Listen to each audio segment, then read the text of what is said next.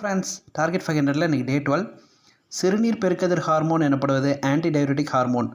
Diabetes insipidus என்பது ஆன்டிடயரிட்டிக் hormone குறைவாக சுரப்பதால் ஏற்படுகிறது. இந்த ஆன்டிடயரிட்டிக் ஹார்மோனுக்கு இன்னொரு பேர் வாசோப்ரெசின். சரிங்களா?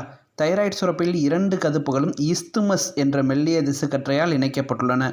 தைராய்டு ஹார்மோன் உற்பத்திக்கு காரணமான அமினோ அமிலம் டைரோசின். உடல் வெப்பநிலையை சமநிலையில் பராமரிப்பது தைராய்டு. ஆளுமை ஹார்மோன், ரொம்ப முக்கியமான கேள்வி, தைராய்டு. செல்களில் வளர்ச்சிதை மாற்றத்தை ஒழுங்குபடுத்துவது தைராய்டு.